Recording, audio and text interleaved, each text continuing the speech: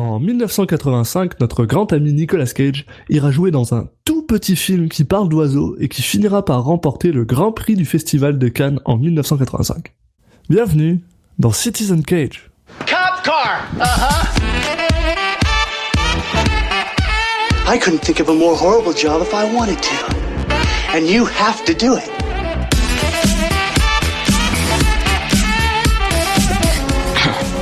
What? I'm gonna steal the Declaration of Independence.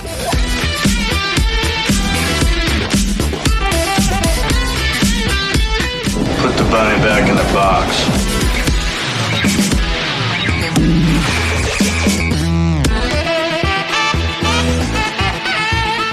I'd like to take his face off. Je suis Alexis Duclos, comme toujours accompagné par Julien Asunsao. Salut Alexis. Vous écoutez Citizen Cage, le podcast dans lequel deux gars ont décidé de regarder les 90 films et plus de Nicolas Cage parce qu'on avait envie de parler de cinéma. Comme toujours, on enregistre l'intro avant de voir les films parce qu'on avait envie de faire les originaux et qu'on veut voir si notre mémoire est pas à chier. Et alors, accrochez-vous à votre siège parce qu'aujourd'hui, c'est Birdie. Oui, Birdie, donc film américain de 1984 réalisé par Alan Parker avec Matthew Modine, John Harkins et bien sûr notre Nicolas Cage à nous dans les rôles principaux. Donc pour revenir sur l'histoire rapidement, c'est l'histoire de deux amis d'enfance qui reviennent de la guerre du Vietnam et qui comme on s'en doute, ont été profondément marqués. On a d'un côté Birdie qui lui entame un long séjour à l'hôpital, pas de blessure grave mais il est plongé dans un mutisme. Et de l'autre côté, son ami Hal, qui lui est gravement blessé au visage pendant la guerre et qui va tenter tout ce qu'il peut pour sortir son ami de son mutisme. Je sais pas si toi c'est un film que tu avais vu, Alexis. Alors c'est un film que j'ai vu mais un peu bizarrement dans le sens où je l'ai vu quand j'avais 11 ans, je crois, pendant mes cours d'anglais. Ah. Et dans mes cours d'anglais, sans sous-titres à l'époque, et à l'époque je parlais pas beaucoup d'anglais, on comprenait rien. Donc autant te dire que j'ai rien bité au film et que je m'en souviens pas spécialement. Mais il y a des trucs que je me souviens qu'il était beau, je me souviens qu'il m'avait touché, on va dire, avec son image, avec sa cinématographie. Mais alors le reste, je me souviens mais de rien. Moi je me souviens que c'est pas un film que tu montres à des gamins de 10 ans surtout. Enfin moi je l'ai vu il y a plus récemment donc j'ai quand même en mémoire certaines scènes et il y en a qui sont très dures quand même. Hein. De toute façon rien qu'en racontant le synopsis, on se doute bien que un film qui traite sur des horreurs de la guerre et de ce que ça peut laisser comme trace sur les gens. Ouais, non, c'est pas vraiment sûr que c'était la bonne chose à montrer à des enfants. Mais bon, puis je l'ai déjà dit dans l'épisode sur Racing with the Moon, les moissons du printemps, mais je prends ce film comme la suite de Racing with the Moon. qui lui-même est la suite de Best of Time. Exactement. Il y avait Nicolas Cage qui avait peur de partir à la guerre, Nicolas Cage qui part à la guerre et Nicolas Cage qui revient de la guerre. C'est par contre, trilogie. Il est parti pour la Seconde Guerre mondiale et puis il revient de la guerre du Vietnam. Donc le mec, la guerre a été longue pour lui. La guerre a été longue pour Nicolas Cage. Sinon, un peu plus sérieusement, si on revient sur notre ami Nicolas Cage, il me semble que c'est un des personnages principaux, si je me souviens bien, donc quand même beaucoup de screen time. Il y a assez peu de personnages au final, oui. Oui, c'est ça. Puis c'est quand même très dramatique, donc c'est un bon moyen pour lui de flexer son côté dramatique. Je pense que c'est doit être l'acteur qui a le plus de temps à l'écran parce que il y en a pas mal aussi pour son ami, mais vu qu'il parle au final assez peu, vu le synopsis, ouais. C'est surtout Nicolas Cage qui va pouvoir se mettre en avant. Donc de mémoire, moi c'était une performance marquante de la carrière de Cage. Ce dont je m'en souviens aussi, c'est des quelques scènes qui sont très marquantes. Justement visuellement qui vont assez loin pour montrer certains horreurs parce que ça fonctionne sous forme de flashback. Donc puis voilà, globalement un très bon souvenir. Je suis assez content d'avoir l'occasion de le revoir. Mais pareil pour moi, c'est ça, j'ai très très peu de souvenirs de ce film. Tout ce que je me rappelle, c'est de quelques shots absolument iconiques, puis d'une certaine ambiance assez malaisante au final. Ça fait longtemps que j'ai envie de revoir ce film, puis du coup ça me fait vraiment très très plaisir qu'on ait l'opportunité de le faire. Écoute, on est parti. On est parti. Shit! What's so great about their fucking world anyway? We'll just stay here and keep the hell out of it. I don't have to go get these bandages off. You see, I figured out what you're doing, Birdie. You're right. We should just hide out and not talk with anybody. And every so often, go crazy and run up the wall and spit and throw shit at them like the loony across the hall. Yeah, that's what we can do. That's what we can do. Et on est de retour après avoir vu Birdie. Revu. Ouais. Revu. Mais revu, ouais. Je pense que je vais revenir légèrement là-dessus parce que... Oui, tu as quelque chose à nous avouer. Ouais, je pense que mes souvenirs sont un peu bizarres parce que si j'ai vu ce film en cours d'anglais, je pense que mon prof était un psychopathe. Étonnamment, même pas juste à cause de la violence, parce que le film est violent, mais pas tant que ça, mais c'est surtout parce que, genre, les mecs passent, enfin, surtout Birdie passe la moitié du temps à poil dans le film, donc je serais quand même étonné qu'il ait montré ça à des enfants de 10 ans. Par contre, je suis pas étonné que moi j'ai regardé ça tout seul dans mon coin sur le câble ou je sais pas quoi, parce que c'est bien mon genre et que j'en ai peut-être parlé ensuite dans un cours d'anglais et que c'est pour ça que je m'en rappelle comme ça. Mais voilà. Donc, mea culpa là-dessus. Comment tu comprends mon étonnement je le comprends un peu mieux, ouais. Étonnant. Bon, bref. Mais en tout cas, oui, clairement, j'avais vu ce film-là. Je me rappelle bien de certaines scènes. Je me rappelle bien surtout de la première scène, en fait. On va commencer comme d'hab avec un petit déroulé. Et cette première scène dont je me rappelle bien, c'est Matthew Modine qui joue Birdie, qui est dans un hôpital psychiatrique dans les années 70. Je sais plus, mais en tout cas, c'est au retour, c'est peu après la fin de la guerre du Vietnam. Ouais, dans les années 60 alors. Dans les 70. Voilà. C'est pas dans les années 90. Non, après la guerre du Vietnam. Ou pendant même, je pense que c'est plutôt même pendant, pas tout à fait. Oui. Après, bref. Dans les années 70, où il regarde à l'extérieur de la fenêtre, pendant qu'on entend la voix de notre ami Nicolas Cage très très rapidement, qui lui demande si Birdie est OK. Et tout d'un coup, on coupe, et là on voit un gars qui se fait transporter dans un hôpital militaire, qui a des bandages sur la face, et ça nous prend vraiment pas longtemps avant de se rendre compte que c'est notre ami Nicolas Cage. Et je pense que c'est le premier film qu'on voit où il est présent aussi rapidement. J'ai cru te dire, c'est le premier film qu'on voit où il a des bandages. Oui, en même temps c'est pas si, oui. Il va habituel comme rôle. Mais effectivement, en fait peut-être comme Valley Girl ou ces films où c'est clairement un des personnages principaux. Oui, très clairement. Une des deux têtes d'affiche. Il n'y a pas tant de personnages que ça. On va vraiment suivre la vie de ces deux personnages par des flashbacks et puis ce qu'ils sont devenus à leur retour de la guerre du Vietnam. Donc Hal, qui est donc Nicolas Cage, est un petit peu très stressé par rapport au fait que sa face a été reconstruite. On apprend très très rapidement que Hal a été appelé par un médecin, par le médecin de Birdie, pour qu'il puisse rencontrer Birdie à l'hôpital psychiatrique, parce qu'ils espèrent que la présence de Hal va faire revenir des souvenirs à Birdie, qui est maintenant catatonique. Enfin, qui est plongé dans le mutisme en tout cas. Oui, mais il mange pas non plus, il bouge à moyen, il se met juste à poil, puis il regarde dehors, quoi. Il est pas en grande forme, quoi. Donc on voit Nicolas Cage qui prend le train, et il pense à Birdie. Donc soudainement, on a un flashback de quand Cage était plus jeune, sauf qu'il a absolument pas l'air plus jeune. Oui, après c'est pas 10-15 ans avant, hein. Il remonte pas tant que ça, donc c'est pas illogique qu'il ait pas tant vieilli que ça. Ce qui m'a très surpris, c'est qu'on le voit qu'il est en train de jouer au baseball avec tous des enfants qui ont tous l'air d'avoir 12 ans, et lui il en a l'air d'en avoir genre 18, par contre, 19, ça, et ça c'était bizarre. Donc en gros, très très rapidement, ce qui se passe, c'est qu'il joue au baseball, puis ils envoient la balle chez la voisine, qui est en fait la mère, les parents de Birdie. Et la mère de Birdie déteste les balles de baseball, apparemment. On va l'apprendre, c'est récurrent dans le film. Ouais, on a tous cette voisine chiante chez qui il fallait absolument pas envoyer. Nous, c'est pas trop les balles de baseball en France, mais le ballon de foot, il fallait pas l'envoyer là-bas parce que je savais qu'il allait pas revenir.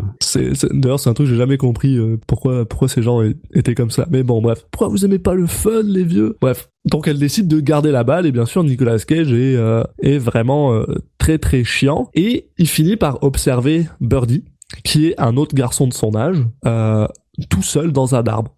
Voilà, première rencontre entre lui et Birdie. On se doute que c'est un peu pas très, pas très sociable, il est pas très intégré aux gens de son âge.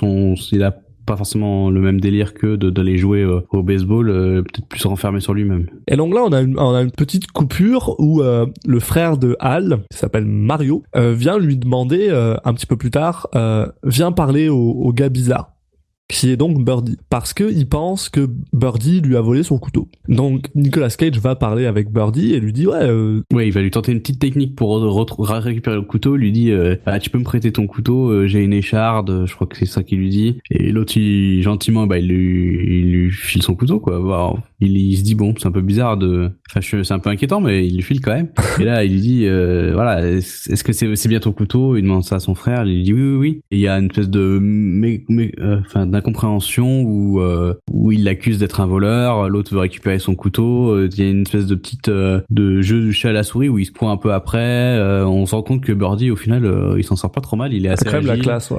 Ah ouais, c'est une espèce de danse entre les deux là, parce que le personnage du Nicolas Cage, lui, il a fait de la lutte, oui, c'est de la lutte, ouais. Du catch, ouais, de la lutte.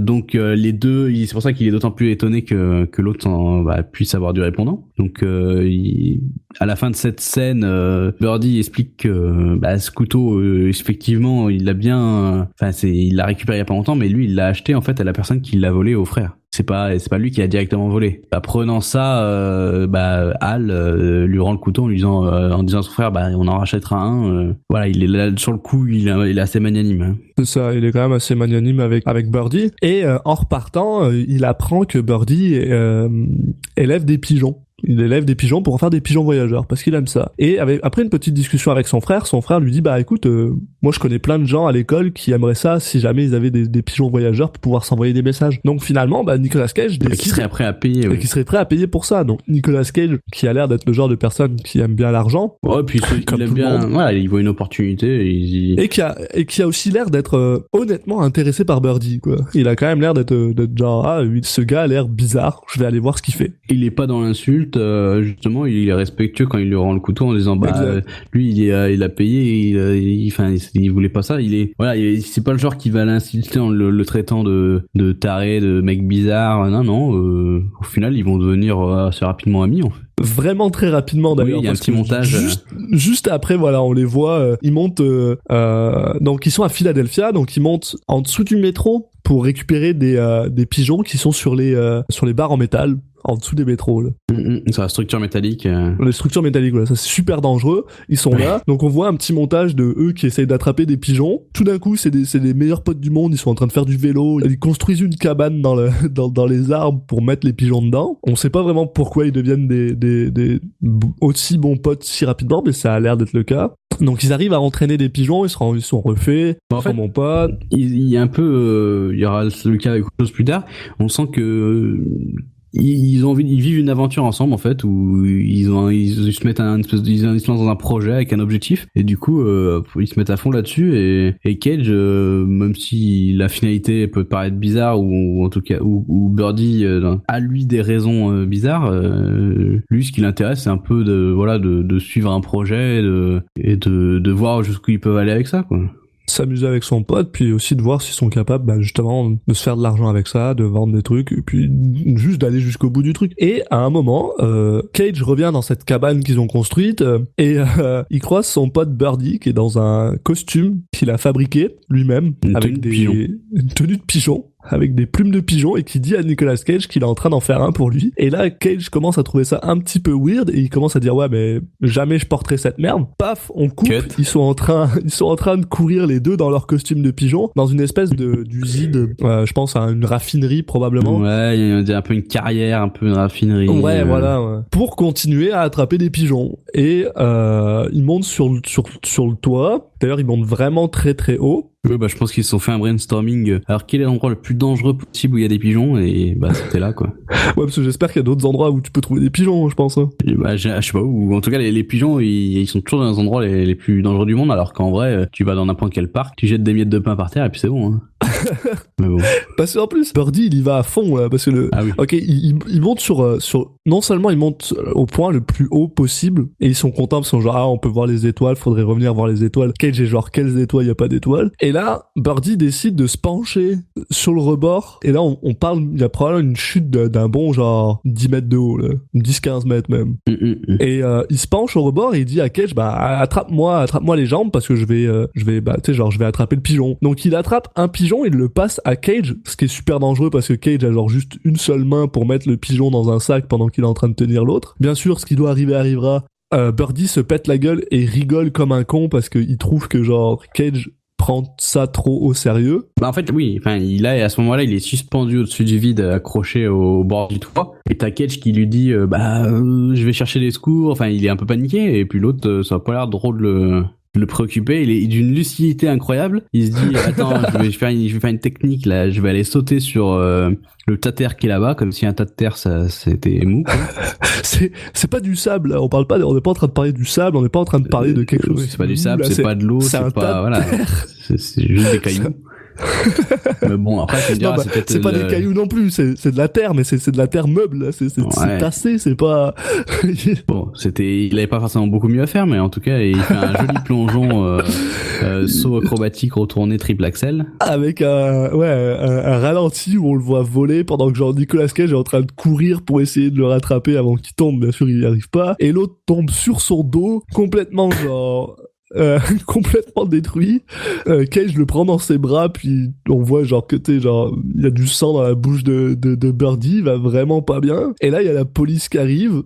Cette scène est assez marrante parce qu'en fait donc ils ont filmé la personne ou le mannequin sûrement qui fait un salto dans les airs et tombe, et je sais pas, ils étaient tellement contents et ça a dû leur coûter peut-être de l'argent qu'il la montre 4-5 fois la scène avec des angles différents, un peu comme quand t'as voilà ton money shot qui t'a coûté super cher à faire et que du coup t'es obligé de rentabiliser, ou quand t'as fait exploser une voiture et que tu te dis bam et en fait du coup ça fait que on a l'impression que Cage a le temps de descendre avant qu'il touche le sol.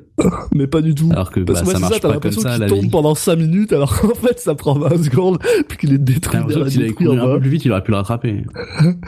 C'est vrai. Mais ouais, non. t'as ce petit montage tout pourri. Et donc voilà, ils se font arrêter par la police parce que ils se sont introduits illégalement dans une propriété privée. Et là on revient dans les années 70, on revient dans le retour dans le présent des années 70 ou 60 et ou on sait pas. Je pense 70 là. Tu sais, après Woodstock quoi, clairement. Et Woodstock c'est en 69, donc 70.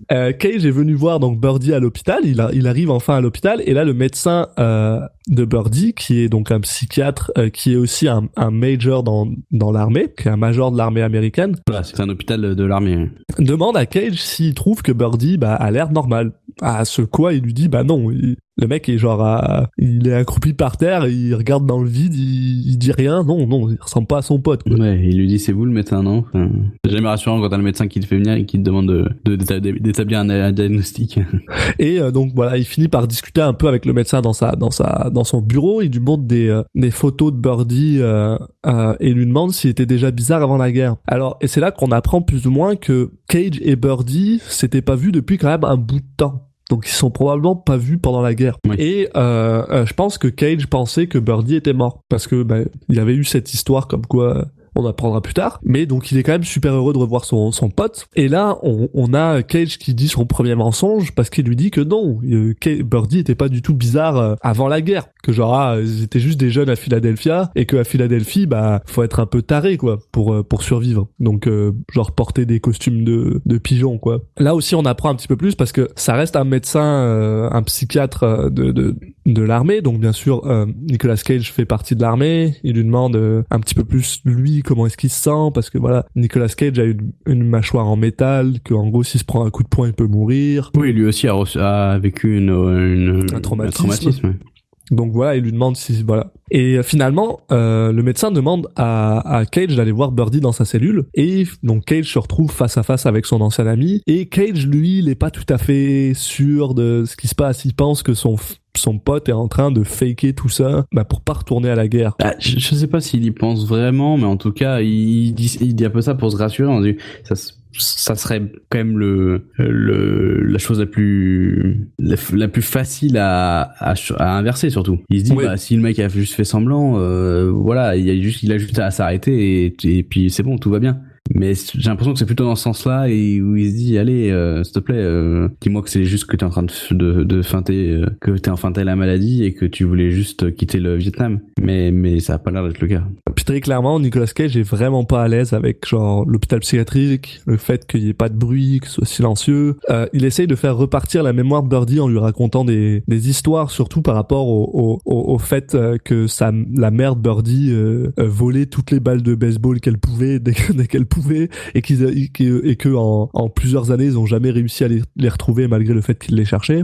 Et donc il est en train d'essayer de jolt la mémoire de son ami en lui parlant. Puis là on a un troisième personnage qui rentre, qui est l'infirmière Anna, qui va revenir plus ou moins souvent, qui vient pour nourrir Birdie. Et Nicolas Cage est pas super à l'aise avec l'image de son pote catatonique qui est obligé de se faire nourrir parce qu'il veut pas manger. Donc il décide d'aller se coucher parce qu'en plus voilà, lui il vient de sortir de l'hôpital, il a pris le train, il a un peu la tête dans tout ça, donc il va... Ouais, il a besoin d'avoir un peu de repos après le choc de voir son ami dans cet état. Exact. Puis là, on se rend compte quand même que ce que Cage a dit à Birdie a l'air quand même de l'atteindre, parce que soudainement, il regarde vers le ciel, puis on passe à un flashback. Ce qui veut probablement dire que ça se passe dans sa tête. Et là, donc on voit... Birdie, justement, qui se fait examiner le dos. Le dos et surtout la jambe. En fait, il a eu la chance de juste avoir la jambe pétée et que le reste, il a pas son dos, il a pas mal au dos, il a pas de problème. Il a juste une jambe pétée. Il s'en sort très très bien, ouais.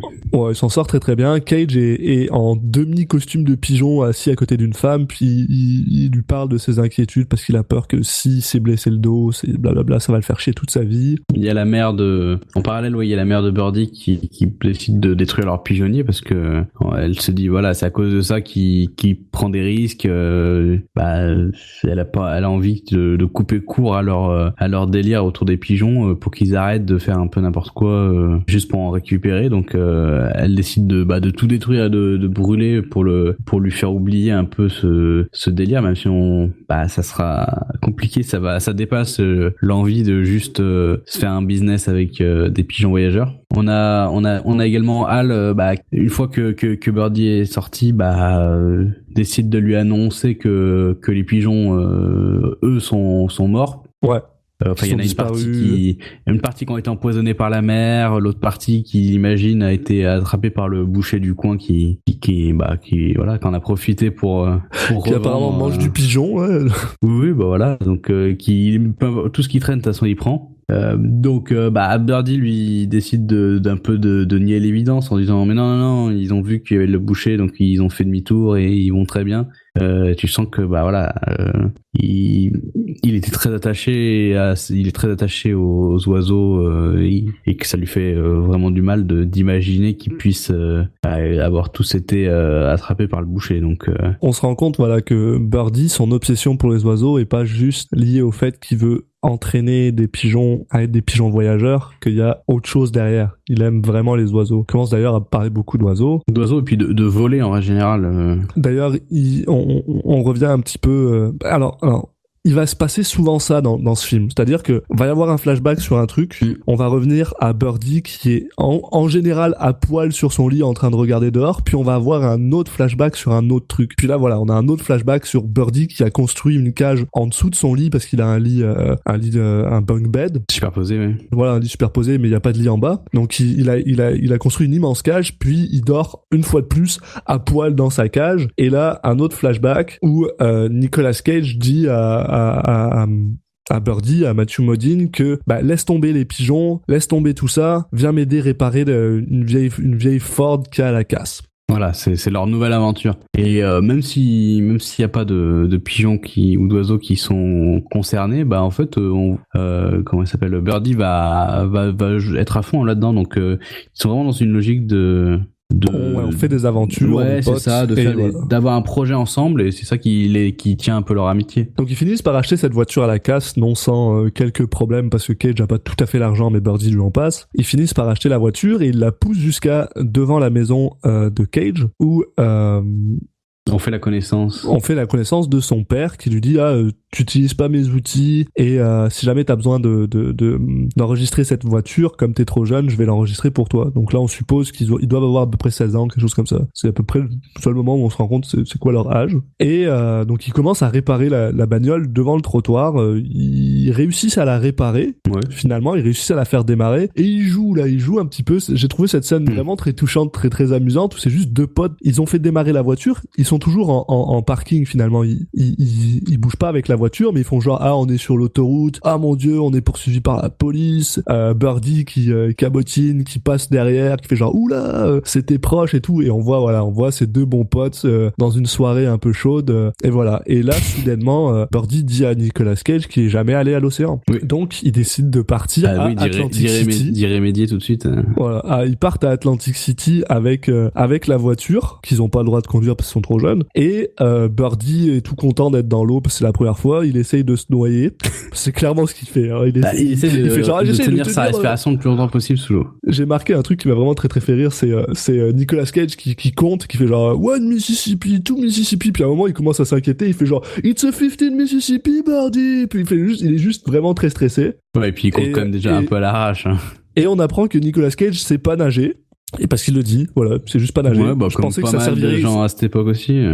Je pensais que ça servirait plus tard dans le film, ça sert à rien. Non, d'ailleurs, cette scène se coupe de manière assez. Ouais. Il est super inquiet, l'autre est sous l'eau, puis ça coupe, ils sont sur les montagnes russes. C'est ça. Et alors, il y a Cage qui est devant avec deux filles, puis il y a Birdie qui est derrière, qui est pas tout à fait assis, pas tout à fait debout, genre il est un peu crouché, puis qui genre balance ses bras comme si c'était un oiseau pour voler. Et t'as Cage qui fait genre arrête de, fais pas quelque chose de bizarre. Bien honnêtement avec toi là, pendant 2 secondes j'ai cru qu'il avait encore sauté du truc genre pendant un moment, mais non, il saute pas. En tout cas, il kiffe vraiment l'expérience, parce que c'est ce qui, comme quand il avait sauté en fait de l'usine, déjà il expliquait à Cage qu'il avait senti un petit peu voler pendant un moment. Bah là ça lui fait la même sensation en fait. Il a un peu l'impression de voler quand il est sur les montagnes russes qui sont en train de descendre d'un coup. Donc il adore, il aime beaucoup l'expérience. Et donc là voilà, ils sortent du roller coaster, ils commencent à emmener Cage est toujours avec ses deux mêmes filles, Birdie est tout seul, mais il en a clairement rien à foutre, et il marche un peu sur la jetée d'Atlantic City, et ils finissent par voir des trucs à droite à gauche, et ils finissent par voir un mec dans un aquarium qui apparemment peut respirer sous l'eau. Ouais. Et Birdie est fasciné par ce gars-là. Tous les autres sont genre c'est forcément une fraude. Et Birdie est fasciné par ce gars-là parce que il vient de trouver une personne qui est devenue un poisson. Ouais, moi ça m'intrigue, j'ai envie de savoir comment il fait, parce que ils expliquent pas comment il fait pour respirer. Ils disent que ça fait 4 minutes qu'il est sous l'eau. Ouais. J'aimerais bien avoir une explication, parce que c'est vrai que je vois pas trop comment ça peut marcher, mais. Je sais pas non plus, il a peut-être un câble derrière, je sais pas quoi, qui rentre dans sa bouche, j'en sais rien. Bah ouais, mais tu la vois sa bouche, donc je sais pas, ça m'intrigue, ça m'empêche de dormir. Arrêtons tout, on va arrêter ce podcast maintenant, et on va juste faire un podcast sur c'est quoi le... on va appeler Alan Parker tout de suite. C'est ça. Allô Alan Non mais voilà, on voit que Birdie est fasciné par ça, et que lui il est déçu parce qu'il arrive à tenir sa respiration que qu'une minute ou pour l'instant, puis à force de s'entraîner, après il parlera de 2 minutes quelque chose. Et là soudainement on coupe une fois de plus, et il est assis à côté d'une des deux filles avec qui Cage était. Il est en train de retenir sa respiration, et justement comme tu dis, il lui explique sa frustration face au fait qu'il peut retenir sa respiration que quelques secondes. Là on a le droit à une scène qui me fait absolument rire, où t'as Cage qui est littéralement en train de baiser avec la deuxième fille juste à côté, mais vraiment juste à côté là. Il y a pas, il est à 3 mètres de Birdie, pendant que Birdie est en train de parler d'oiseaux avec, il parle, il me semble qu'il parle de n'importe quoi en fait. Ouais, en fait elle lui demande s'il fait du sport, et je sais pas, il explique. Elle essaye vraiment de genre d'interagir avec lui, puis lui il est vraiment genre non, mais il a un peu des problèmes là, clairement. Ouais, alors elle essaye un peu quoi, parce qu'après. Elle essaye un un peu. Quoi, dès qu'elle mais... voit que bon, c'est pas quelqu'un de classique, elle pète un câble comme si d'un coup ça devenait un mec dangereux. Bon. Et voilà, donc elle se lève, puis elle commence à aller à aller dire à Nicolas Cage et son ami qui sont en train de coucher ensemble juste devant eux, qui fait quand c'est que vous avez fini, moi je veux partir, moi je m'en vais, je vais dans ma voiture, allez viens, je m'en vais. Donc là, bah bien sûr la fille, comme probablement que c'est l'autre qui l'a conduite, elle est obligée de partir. Et on a le droit à un magnifique gros plan sur Nicolas Cage qui se retourne vers Birdie avec genre la tête en mode déception complète, genre qu'est-ce que tu me fais mon gars? Pourquoi tu me fais ça? Bon, une fois encore, ça recoupe, il refait jour soudainement, ils sont en train de marcher sur la plage et il commence à parler de nichon parce que Birdie comprend vraiment pas c'est quoi genre l'intérêt. Très clairement, on apprend que ce mec est probablement asexué ou quelque chose comme ça, que ça l'intéresse pas, puis c'est tout à fait normal, mais Cage lui arrive pas à comprendre ça, il lui dit non mais c'est pas juste ça, c'est genre c'est bon en gros il lui fait un magnifique plaidoyer pour les saints et soudainement il y a la police qui arrive et qui les arrête parce que c'est à vous la Ford là-bas? Ah mais vous avez pas le droit de la conduire. Donc ils se retrouvent dans une prison à Atlantic City et ils sont obligés d'attendre les parents de Nicolas Cage. Parce que la voiture est enregistrée au nom du père. Et bien sûr, quand le père arrive, ça se passe pas bien pour Nicolas Cage. Al, il sait qu'il va en prendre une, quoi. Parce que même quand il est dans la cellule, il explique que lui, bon, au final, il est pas si mal dans la cellule qu'il est pas si content de voir son père arriver. Il sait que voilà, qu'il va s'en prendre une. Et ça loupe pas.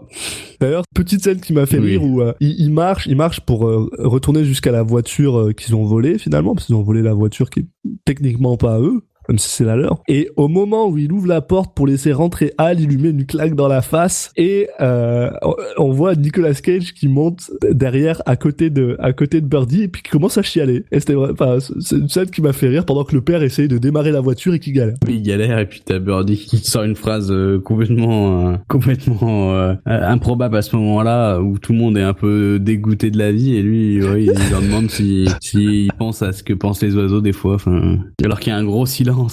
Il lui demande est-ce que tu penses que comment nous voient les oiseaux qui passent au-dessus de nous en ce moment, puis les jeux sont genre ta gueule.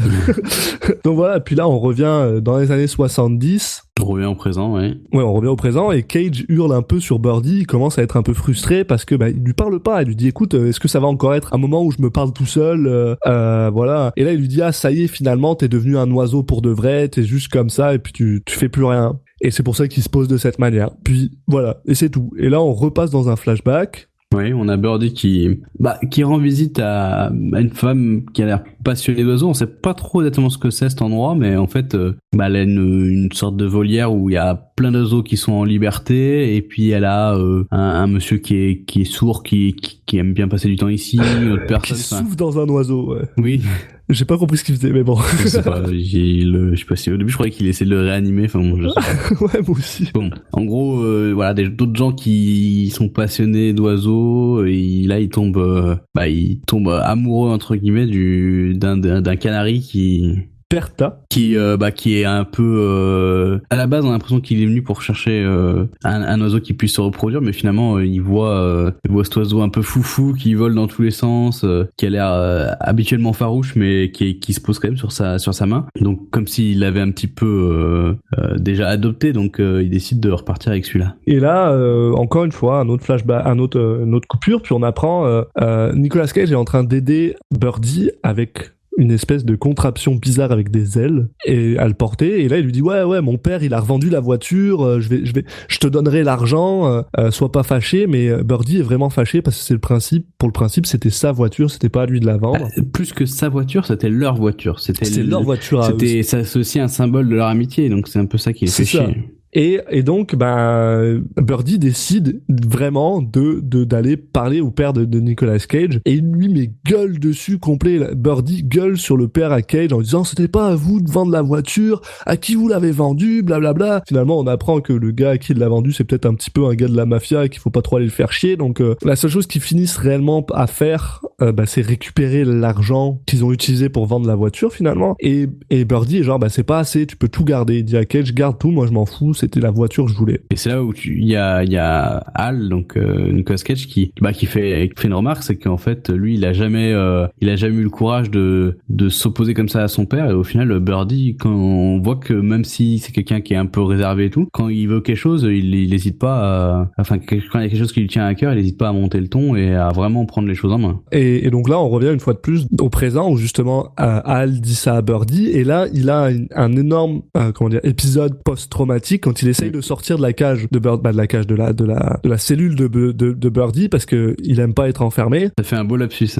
hein. Je dis t'as fait un beau lapsus, cage, entre la cage et... c'est un peu ça. Ah oui, c'est un oiseau qui est enfermé. Ouais. C'est clairement ça. Donc voilà, Cage freak out. Il a un épisode dans lequel il se revoit dans la guerre quand il y a une mine qui lui pète dans la face. On se rend compte qu'il refait ce rêve plusieurs fois, puis là il se réveille en pleine nuit, il est en train de pleurer tout simplement. Et donc là on coupe et Cage est en train de se faire interroger par un gars qui prend des infos sur lui pour le Major, et Cage a un peu peur parce qu'il a l'impression que il commence à être un peu peut-être qu'il est en train c'est lui qui se fait analyser. C'est pas vrai, mais peut-être que Cage le prend un peu comme ça. C'est ça, il dit pourquoi il pose toutes ces questions sur moi, moi je suis pas fou. C'est ça. C'est pas de moi qu'il faut se préoccuper là. Lui il a vraiment que le sort de Birdie en tête, et justement on a le médecin qui finit par lui dire de le rejoindre dans le bureau, puis qui va au final le menacer. Il va lui dire si t'as pas de résultats rapidement, tu sais, tout le monde n'a pas le droit au traitement que lui a le droit. Puis surtout les gens comme ça, sans traitement, ils peuvent finir par juste mourir, quoi. C'est ça, donc en gros, il menace un peu de le laisser crever. Et je pense qu'il y a aussi le fait que le docteur se rend compte que, parce que c'est la deuxième fois, parce qu'au début, il lui a demandé est-ce que Birdie était crazy avant. Cage lui a dit non. Là, il lui demande c'est quoi qui s'est passé avec la voiture. Ouais, ils sont c'est un malentendu avec mon papa. Peut-être que le médecin sent qu'il lui cache des choses et qu'il est genre te fous pas de ma gueule, là j'essaye d'aider ton pote, dis-moi la vérité, genre. Après, une fois de plus, on coupe, et là il y a Nicolas Cage qui est en train de donner à manger à Birdie, qui semble se laisser faire. Donc on a l'impression qu'il y a une espèce de petite évolution. Qui reconnaît en fait qu'il a un peu reconnu son ami en fait. Parce qu'on nous dit au début du film qu'il laisse personne le nourrir à part la nurse. C'est ça. Donc Anna. Mais là, donc c'est d'autant plus étonnant qu'il accepte aussi bien de se faire nourrir par Nicolas Cage. Et donc il essaie, une fois de plus, il essaie de lui parler, mais ça marche pas vraiment. Et là, donc voilà, on a un flashback. Là, en Birdie, on apprend vraiment qu'il a une grosse passion pour les oiseaux, parce qu'il est en train de faire une présentation devant sa classe sur comment les oiseaux volent, c'est quoi les plumes, machin, tout en faisant voler une espèce d'oiseau en papier mécanique, qui flotte tout seul, et que tout le monde semble être absolument fasciné plus par l'oiseau en papier que parce que Birdie dit, alors que c'est super passionnant ce qu'il raconte. Moi j'étais à fond dedans là. Plus que son amour pour les oiseaux, on a quand même l'impression que c'est quand même quelqu'un de très intelligent, qui est crafty, qui est capable de faire des choses, de fabriquer des trucs. Attends, ils ont quand même construit une cabane dans un arbre sans aucune aide. Ils ont réussi à adresser des pigeons, réparer une voiture. Il y a quand même pas mal de choses, hein. Depuis le début du film, les mecs sont débrouillards, quoi. Et donc là, sa machine rentre dans le mur, tout le monde rigole, puis va la chercher, et là il se rend compte qu'il y a une fille qui semble ne pas être... elle le trouve charmant, quoi. Elle le trouve charmant, puis finalement ils sortent de la classe, Cage lui dit oui, il l'a remarqué aussi. Et là il lui dit où est-ce que tu vas, tu viens manger? Il fait non, je vais aller voir mon père. Et là on apprend que son père en fait est le janitor, l'homme à tout faire de l'école, finalement le concierge de l'école, et il va le voir pendant qu'il est en train de pelleter du charbon dans le furnace de l'école. Et là il commence à lui parler parce qu'il lui dit moi ce que je veux c'est acheter un autre canari pour justement pouvoir faire comme tu disais tantôt pour pouvoir les faire se reproduire. Donc là le gars lui dit bon écoute ta mère ça l'emmerde l'oiseau là, il fait chier, mais bon je vais est-ce que c'est vraiment ça que tu veux faire, c'est ça que tu veux faire de ta vie? Parce que ses parents ont peur que Birdie finisse comme son père finalement, parce que son père lui aussi a suivi un truc qu'il aimait faire et dans lequel il était bon mais que plus personne veut faire, et il a peur que Birdie fasse la même chose, mais il se rend compte aussi Birdie aime vraiment les oiseaux, donc il dit je vais essayer de convaincre sa mère. C'est une scène assez touchante où il y a une vraie connexion entre le père et le fils. Le père lui explique qu'il a un peu vécu la même chose, et puis il lui explique vraiment que sa mère, au début quand on la rencontre, c'est surtout la chieuse de service, la voisine chieuse, mais en fait, voilà, qu'elle aime vraiment, qu'elle s'inquiète vraiment pour lui. Donc voilà. C'est une scène assez sympa. Et là, voilà, il finit par avoir son souhait, il finit par avoir un deuxième oiseau qu'il a appelé Hal parce qu'il trouve que l'oiseau se bat tout le temps et qu'il veut toujours se barrer. Voilà. Et au même moment, il y a justement Hal qui vient voir Birdie, qui se rend compte qu'il a un deuxième oiseau. Il fait c'est cool. Et là, il voit Birdie commencer à faire des bruits d'oiseaux et il commence à trouver ça un peu bizarre. Mais on reste pas plus là-dessus. Puis là, soudainement, Cage et Birdie font du fitness, sont en train de soulever des poids dans le jardin. Ouais, mais ils ont pas le même objectif.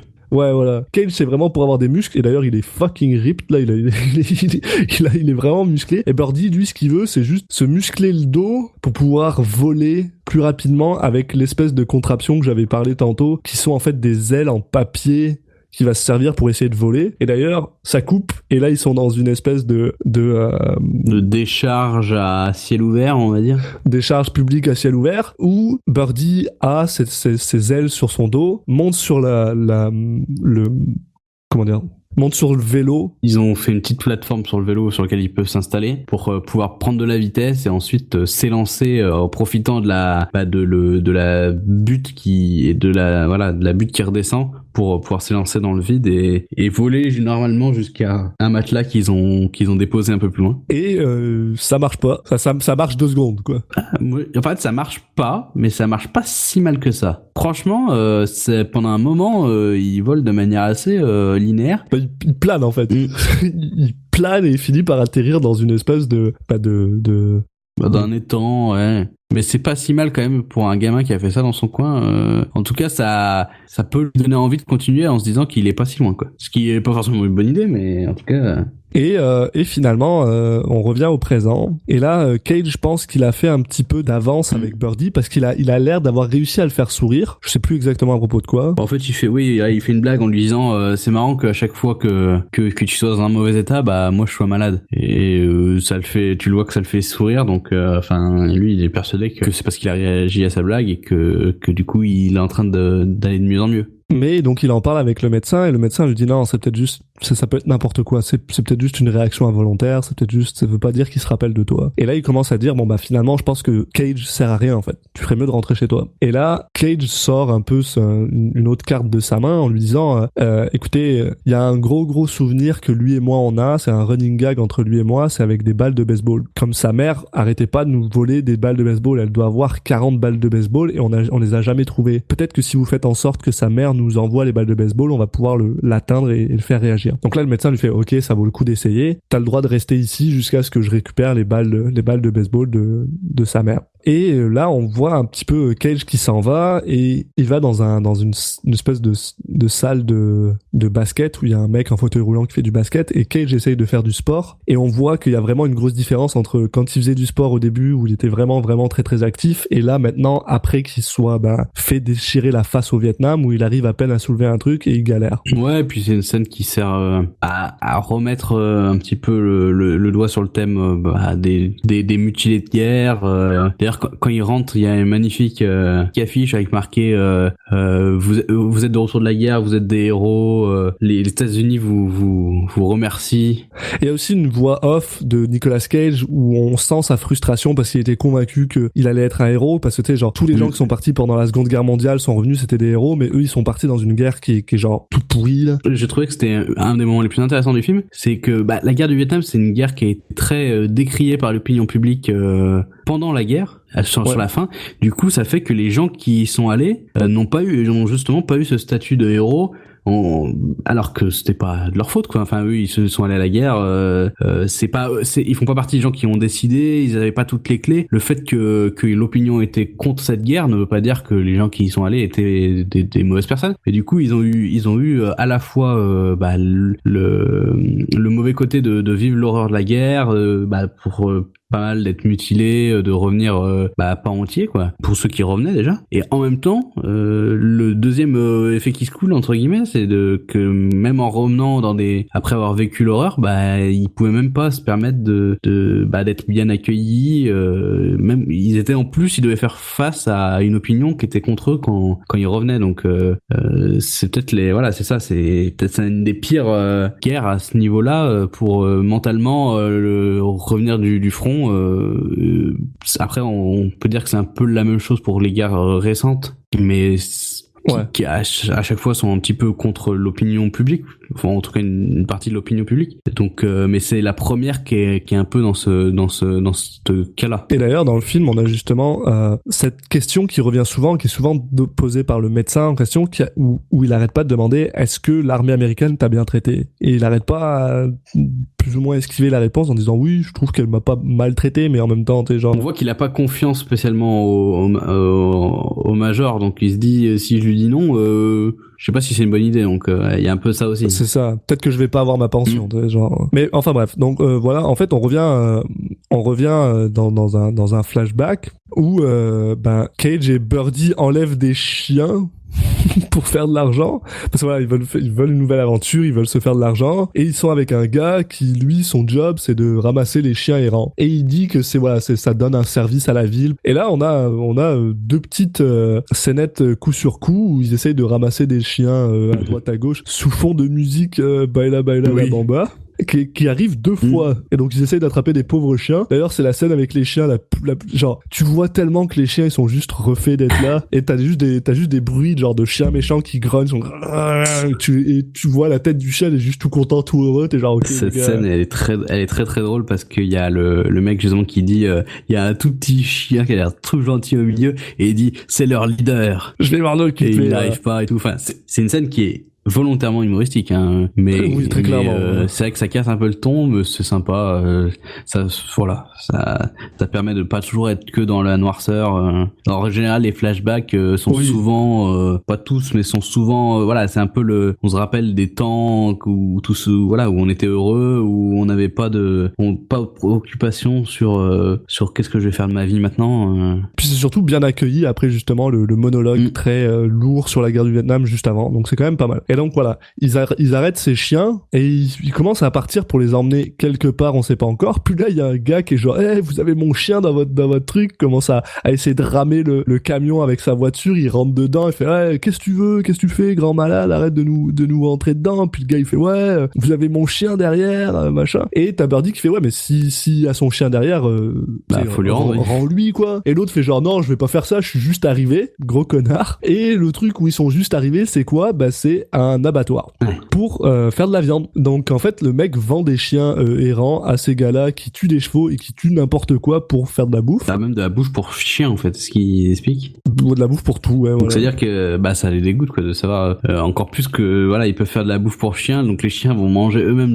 du chien. Enfin donc là voyant ça, ils décident de libérer les chiens. Il y a Birdie qui saute sur justement le conducteur là qui en plus qui a une masse corporelle assez imposante, donc c'est assez marrant c'est un peu une Brady qui lui saute dessus, mais au final ils arrivent à s'en sortir, ils arrivent à libérer puis à partir en courant. C'est ça. Et là, donc on revient dans le présent, et après avoir parlé de chiens, on parle de chats. Et Birdie soudainement, il est en train de se faire laver par Anna. Et là, Cage commence à lui hurler dessus en lui disant, ils vont me renvoyer chez moi. Ça va, on va pas. Faut que tu réagisses maintenant. Et là, Birdie a soudainement la vision d'un chat qui a en fait, quand il était jeune, il y avait un chat chez lui qui est monté dans sa chambre puis qui a bouffé un des deux oiseaux. Qui a bouffé Hal en fait, l'oiseau Hal. Heureusement, il avait eu le temps de faire son travail et il y avait des œufs qui étaient sur le point d'arriver, mais voilà, il a perdu un oiseau, il le prend, il le vit vraiment très très mal. L'oiseau, je suis pas sûr qu'il soit mort parce que sur la fin de la scène, il se remet à bouger, donc Si, il est... Attends, parce que c'est après, est-ce qu'il meurt pas dans un deuxième temps? Non, t'as raison, il est pas mort. Il est pas parce mort. Parce que ça m'a mis le doute, moi j'ai commencé à noter, il est mort, et puis à la toute fin, il rebouge un peu, donc a priori, ça va. pour cette fois. Donc après, il y a encore 2-3 trucs avec Cage qui s'énerve, Cage qui commence un peu à draguer la nurse. Bon, ça c'est pas super important, mais on revient. Non, c'est pas important. Mais il y a ce petit moment où Cage essaye de voir en dessous de son bandage, mais il y arrive toujours pas, tandis que Birdie est toujours à poil sur son lit en train de regarder dehors. Et puis, soudainement, on refait un flashback où Birdie parle d'un rêve bizarre où, en fait, il devient un oiseau. Et là, on a une espèce de truc assez magnifique que j'ai vraiment trouvé super beau, où Birdie est en train d'observer des œufs en train d'éclore, et ils sont vraiment filmés en gros plan, et c'est vraiment des vrais œufs qui éclorent. Ouais, c'est ça, il utilise des jumelles en fait pour voir en très gros plan, et c'est un spectacle qui le saisit, quoi, parce que de voir arriver à la vie ces oiseaux, c'est des êtres qu'il admire le plus. Exact. Et soudainement, on apprend que Birdie est obligé d'aller à une prom. Voilà, parce que on y retourne. On y retourne une fois de plus. Citizen Cage retourne à la prom et il est pas heureux. Il est pas heureux de ça, mais son père lui dit il y a la fille qui le trouvait cute pendant son exposé, pendant son exposé, qui a dit viens avec moi. Donc il finit par aller à la prom avec elle, mais il a l'air clairement pas heureux d'être là. Il a l'air clairement complètement à l'ouest. C'est pas forcément qu'il est malheureux, mais par contre, il sait pas comment se comporter, quoi. Ouais, voilà, il sait pas se comporter, et il décide de s'esquiver un peu, d'ailleurs sans lui dire, juste il recule, il la regarde en souriant, puis il se barre pour aller parler avec son papa qui est tout gentil, qui dit tout le monde vomit, c'est super chiant, il faut qu'il nettoie tout, et là il lui donne de l'argent pour qu'il puisse emmener sa date quelque part, et ils finissent par partir avec sa date quelque part, et ce quelque part c'est juste un champ où il y a d'autres voitures avec d'autres gens qui sont en train de faire des choses dans les voitures, et cette demoiselle commence à c'est une des scènes qui m'a le plus fait rire du film, parce que elle enlève son soutien-gorge parce qu'elle veut qu'il se passe quelque chose avec Birdie, même si elle aussi elle a l'air un peu elle a pas l'air de savoir comment ça se passe non plus, ce genre de choses. C'est un peu ça, et puis elle lui dit une phrase qui est un peu qui est assez bizarre, c'est qu'elle lui dit je sais que tu voulais pas trop y aller avec moi à la soirée, mais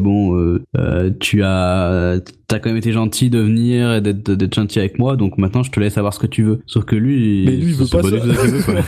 Et donc elle enlève son soutien-gorge, puis tout ce qu'il fait c'est genre il prend ses seins, mais genre il appuie dessus comme un klaxon 2 fois. En fait, de chaque côté. Il y a Cage qui lui a expliqué pourquoi c'était bien, donc il veut tester, mais bon, ça a pas l'air de... Mais et il a un petit sourire niais, puis il est juste genre ok, voilà. C'est et du coup elle se rhabille. Au début je pense qu'elle pense que c'est elle le problème, mais finalement elle se rend compte que c'est peut-être juste Birdie qui est asexué, puis qu'il est pas genre son cerveau marche pas comme ça là. Et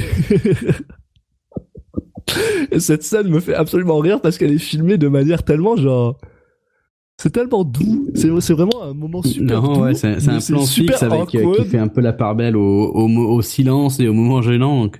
C'est magnifique, puis là, elle lui dit est-ce que je vais te revoir? Il fait oui, on va se revoir en cours. Mais genre, ça lui passe pas par la tête de rien du tout, là, c'est juste, c'est ça. Il comprend vraiment pas ce qui lui arrive. Il comprend vraiment pas. Et voilà. Et, par contre, il rentre chez lui, et la première chose qu'il fait, c'est il se fout à poil. Une fois de plus, il se met dans sa cage avec ses oiseaux, et il commence à avoir des pensées un peu cripasses, suicidaires, en mode, et si je meurs, est-ce que je vais ressusciter en tant qu'oiseau? Et là, on le voit, soudainement, la caméra passe à une perspective en première personne de lui qui est en train de voler comme s'il était un oiseau, où il se met à voler autour de la ville, machin, et ça finit sur le champ de baseball qui est juste à côté de chez lui. Et donc, on se rend compte que ça se passe dans sa tête, bien sûr, parce que je pense pas qu'il vole vraiment, mais voilà, et on voit que ça progresse, quoi. Puis là, on a un petit... on revient au présent, soudainement, où Cage retourne nourrir Birdie, il s'excuse de s'être énervé, parce qu'il est juste frustré, il a pas envie qu'on lui enlève son pote, c'est son meilleur ami, ça fait partie de sa vie, tu vois, il a juste pas envie de le perdre. Birdie réagit toujours pas, mais il lui demande, genre, vraiment, il lui dit, il faut que tu reviennes, et soudainement Cage a un peu genre une fois de plus il a un flashback sur le Vietnam, et on apprend aussi un petit peu plus une fois de plus il y a une bombe, on comprend ce qui se passe, et là Cage est vraiment perturbé, il se met à genoux et puis il se colle contre la porte de la cellule, mais de l'extérieur, en espérant que de l'autre côté, son ami soit là pour lui, entre guillemets. Et bien sûr, malheureusement, la mère de Birdie a envoyé les balles de baseball, mais ça a pas l'air de faire réagir Birdie plus que ça au début. En tout cas. Il ouvre la valise pour lui montrer toutes les balles de baseball. D'ailleurs, il y en a un sacré paquet. Chier, et ouais. puis devant le manque de réaction, il pète un peu un cap, quoi. Pour lui, c'était son dernier c'était son dernier recours, c'est la dernière chose qu'il voulait tenter. Donc quand il voit que ça fonctionne pas, il est désespéré. Et là, pour continuer dans cette espèce de désespoir, de désespoir, le point le plus bas, on va retourner une fois de plus un flashback au point le plus bas de leur relation avec Birdie, quand Al, le lendemain de la prom, vient voir Birdie chez lui et qu'il le trouve complètement à poil dans sa cage et qu'il est juste genre alright, ouais, t'as fait quelque chose avec Doris, finalement ça s'est bien passé, blablabla. Donc il commence à parler et là Birdie lui dit parce que t'imagines, il lui dit ouais, j'ai volé et là Cage il est en mode ah ouais, c'est ça que ça t'a fait de faire des choses avec Doris. Mais en fait non, il lui dit non, j'ai volé dans ma tête, je me suis envolé. Et là Cage commence à dire mais c'est vraiment trop bizarre ce truc là, faut que tu reviennes, faut que t'arrêtes de penser à ça, c'est vraiment bizarre. Et là il s'énerve vraiment sur Birdie et il s'en va. Et soudainement on a un flashback où on voit Nicolas Cage qui est dans la rue en costume de soldat qui s'en va prendre le bus pour partir à la guerre. Et on voit Birdie qui le regarde donc de fenêtre et il y a Perta, le premier oiseau qu'il a, qui s'enfuit par la fenêtre et qui s'envole. Et là Birdie lui demande de revenir, il hurle, on voit Perta qui justement remonte la rue jusqu'à Nicolas Cage puis qu'elle revient, et comme tous les oiseaux essaye de revenir par l'endroit où il est parti, malheureusement la fenêtre est fermée, elle est entrouverte, donc pas assez d'espace pour que l'oiseau revienne, donc il rentre dans la fenêtre et elle finit par mourir. Et Birdie, est dévasté.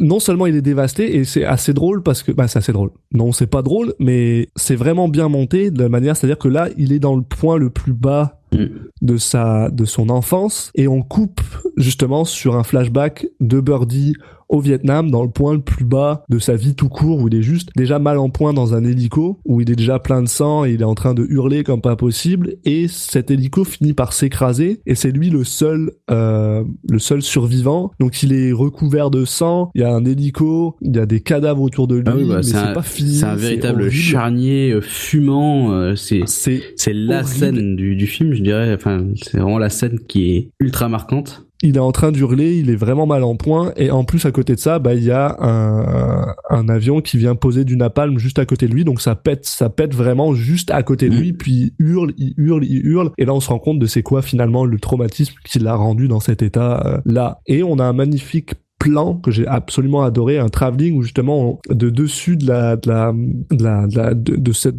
ce charnier finalement, où on commence à s'éloigner et on revient dans la forêt luxuriante du Vietnam, et on passe de quelque chose où c'est vraiment immonde, horrible, la guerre, à c'est la nature, absolument magnifique. D'ailleurs, premier plan qu'on voit de l'hélicoptère écrasé avec tous les corps sanglants et fumants devant. Alors c'est à la fois c'est d'une beauté macabre. Le plan en fait est fait comme vraiment, il est composé comme un tableau. Le plan est vraiment splendide, et à la fois c'est évidemment, ça montre une chose absolument horrible, mais la façon dont il est composé, ça lui apporte vraiment un côté beau et assez saisissant. Ouais. C'est vraiment sublime.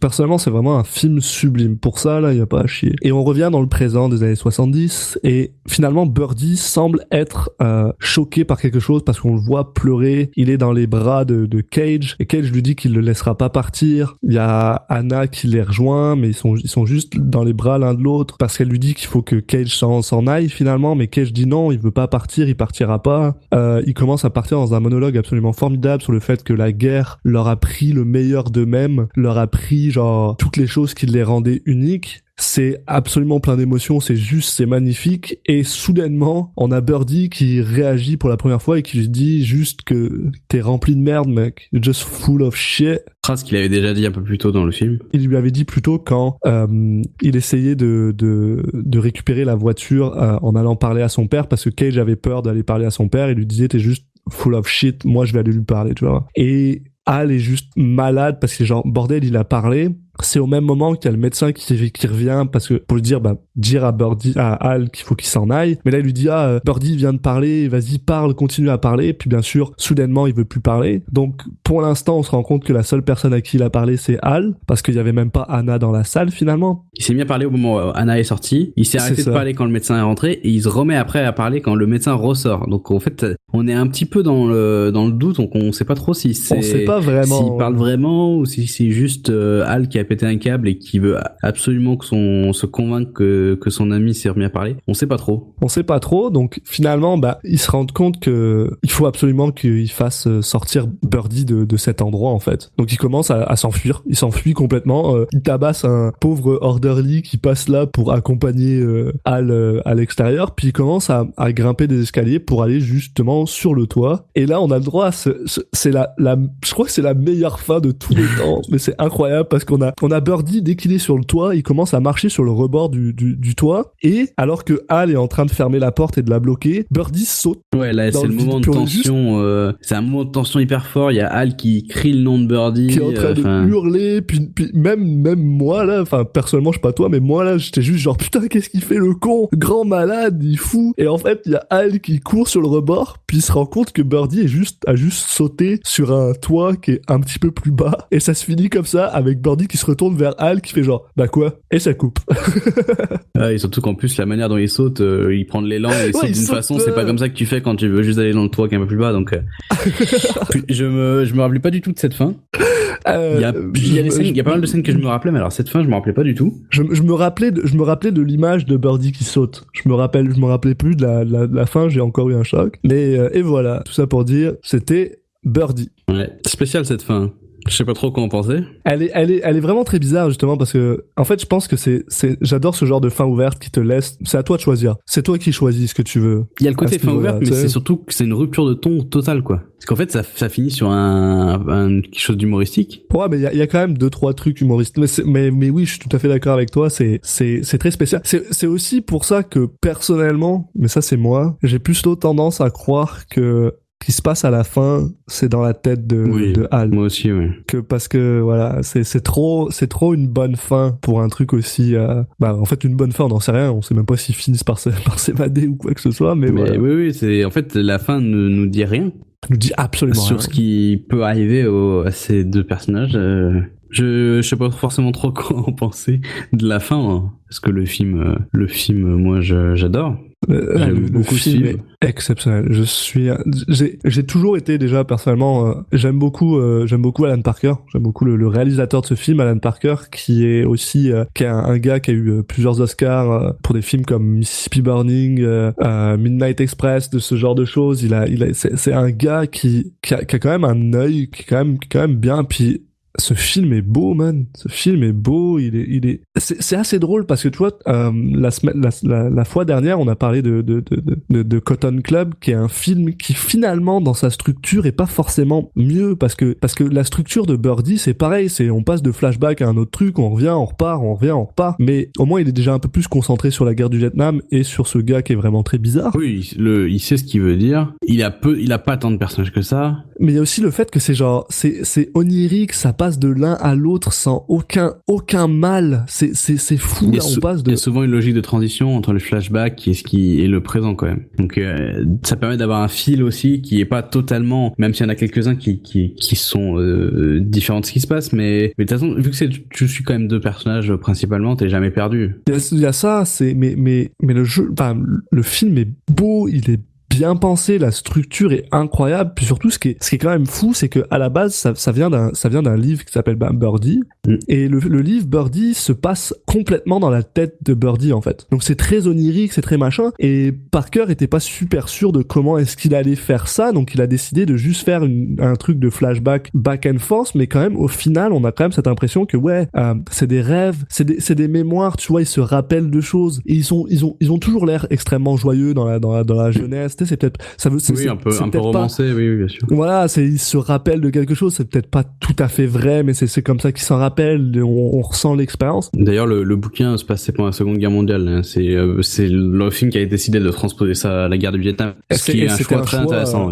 Exceptionnel, parce que justement à côté de ce côté, on n'est pas des héros, qui est juste formidable. Mais je pense que là, ce qu'ils ont gagné là-dessus et qu'ils ont perdu avec World War II par exemple, c'est que à aucun moment dans le film on nous montre que Birdie et Cage veulent aller à la guerre. Et je pense que c'est plus facile. Bah d'ailleurs on voit pas Birdie aller à la guerre. Non, c'est ça. On les quitte, il y a juste Cage qui y va tout seul et c'est tout. C'est ça. Et je pense que c'est plus facile, ça aurait été plus facile dans un setting de Seconde Guerre mondiale où justement, bah, tu sais, oui, faut aller sauver les gens des nazis, tu sais, c'est un message fort. Alors que là, déjà à l'époque, pendant la guerre, même au début de la guerre, il y avait déjà des protestes. Ça participe un peu justement à ce thème-là des gens qui sont allés dans une guerre qu'ils comprenaient pas, quoi. Ouais, mais c'est plus difficile parce que on se rend compte très rapidement que Birdie et même Nicolas Cage sont quand même ils sont pas si cons que ça, ils comprennent des choses, et j'ai tendance à croire que s'ils avaient eu des journaux avec des tu sais, qui parlent des manifestations et ce genre de trucs, c'est un peu plus difficile pour moi de réconcilier ça. Alors que dans un setting de Seconde Guerre mondiale, ça aurait été extrêmement simple pour moi de dire, ah bah c'est juste des gars qui veulent aller se battre et sauver le monde, tu vois. Après, le film s'en fout de ça, hein. Enfin, le film s'en fout complètement. Et il décide de pas en parler, ça m'a pas posé spécialement de problème. Surtout que bon, il suffit pas forcément d'être au courant des choses pour faire le choix forcément de ne pas y aller, parce que c'était pas, enfin, l'opinion il y avait une opinion dissidente, mais pour la plupart des gens, ça a été naturel aussi de servir son pays.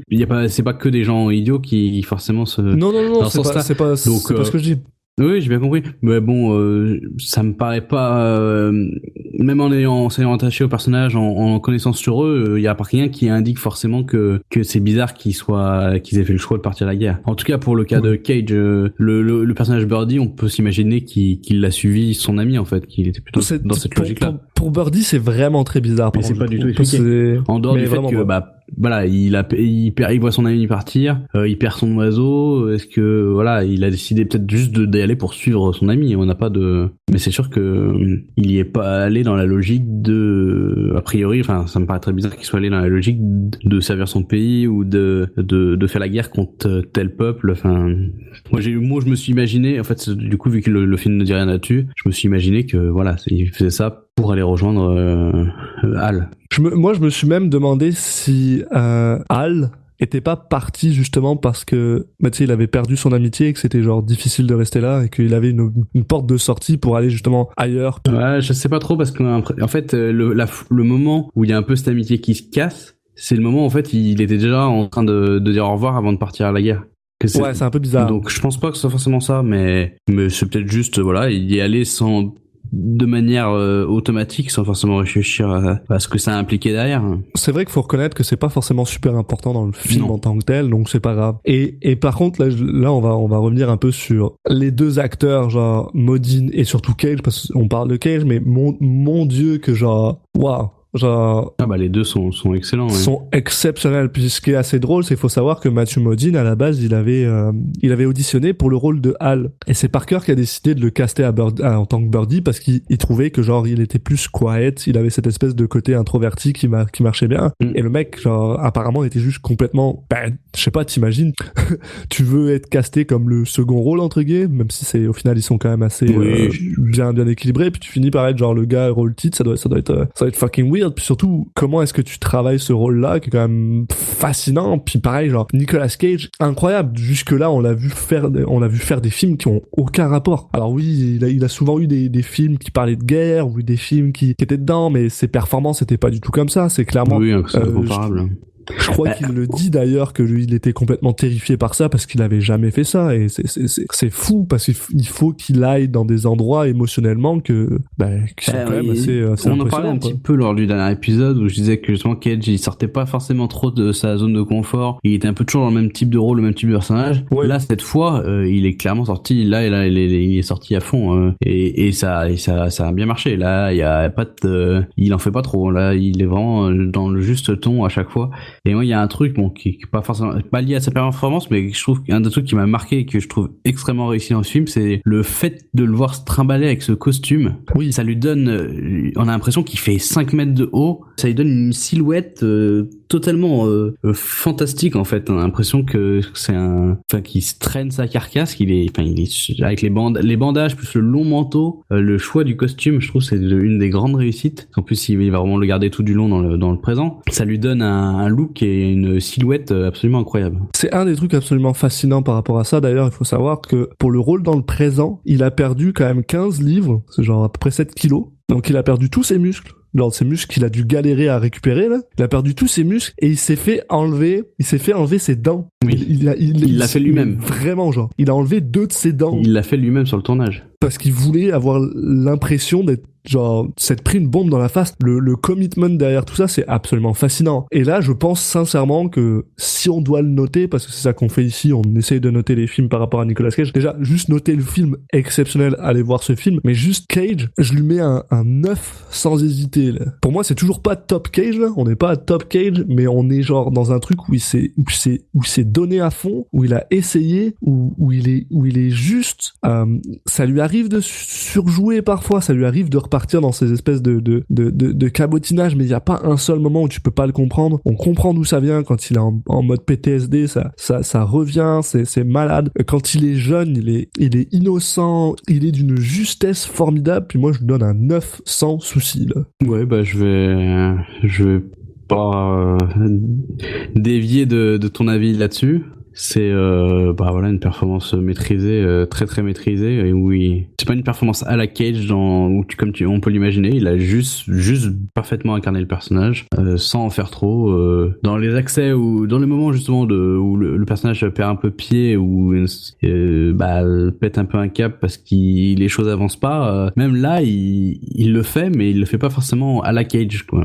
Il le fait différemment, mais de manière très réussie. Donc sans doute, sa meilleure performance, je pense, depuis le début de sa carrière, en fait. Je pense qu'on peut le dire de manière assez tranquille. Absolument, puis c'est ça. Il est vraiment dans sa bonne période, là. Un film absolument beau, avec une musique qui est une soundtrack que j'adore, qui en plus écrit et composé par Monsieur Peter Gabriel, qui était son premier travail en tant que auteur de musique sur un film. Puis tout marche bien. C'est un film qui dure 2 heures et il passe à une vitesse. Voilà, il y a une gestion du rythme parfaite, quoi. En règle générale, moi je trouve que c'est souvent ce qui fait la différence entre un bon et un mauvais film, c'est comment tout, la réalisation, mais le montage, même les acteurs, tout, comment ça participe à avoir un rythme qui est maîtrisé et qui est parfait par rapport à ce qu'il veut raconter. Et là, je trouve que le rythme est parfait.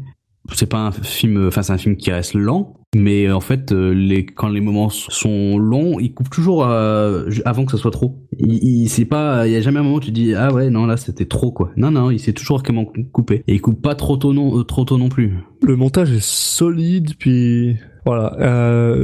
Je finirai cet épisode personnellement en disant Grand prix du juré au Festival de Cannes de 1985, extrêmement mérité. On est d'accord. Écoute, ça m'a fait plaisir de revoir ce film. Là, on s'est vraiment fait plaisir avec un super film qui a pas vieilli, qui est vraiment toujours aussi beau, des bonnes performances, un sujet qui est maîtrisé et très intéressant.